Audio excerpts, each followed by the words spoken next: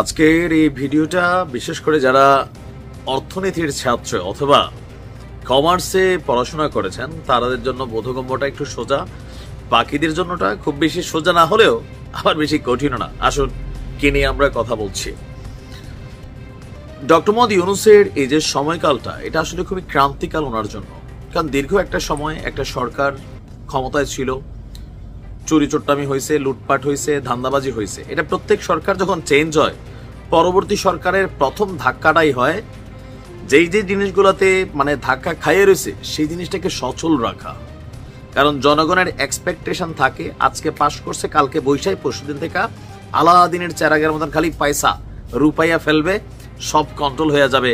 তারপর জাতি আস্তে আস্তে আবার আগের মতন ফিল হয়, পরে মনে করে এই সরকারটা ফালাই দিতে হবে, নির্বাচনের নতুন সরকার আনে।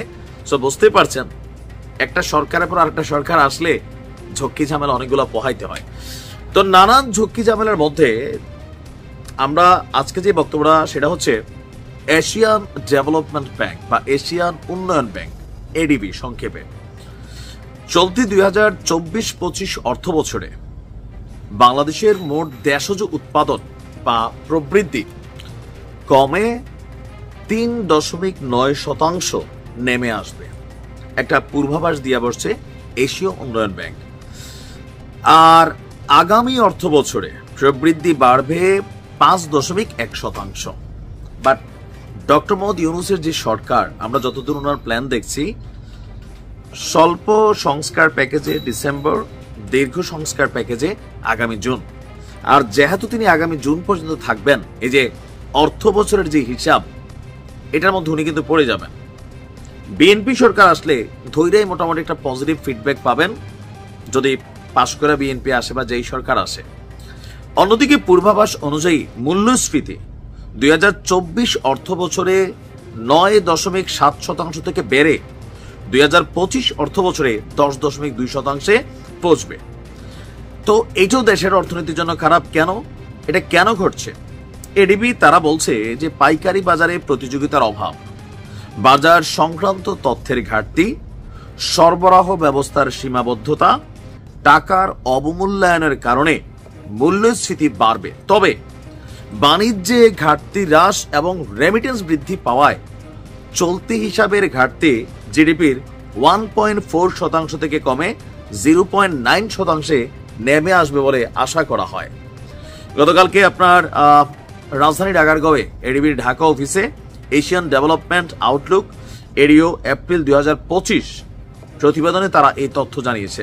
প্রতিবেদনটি বলছে যে তৈরি পোশাক খাতে রপ্তানি বাড়লেও রাজনৈতিক উত্তরণ, প্রাকৃতিক দুর্যোগের ঝুঁকি, শিল্প খাতে অস্থিরতা এবং উচ্চ মূল্যস্ফীতির কারণে আভ্যন্তরীণ চাহিদা দুর্বল হয়ে পড়েছে, যা প্রবৃদ্ধির গতি কমিয়ে দিয়েছে।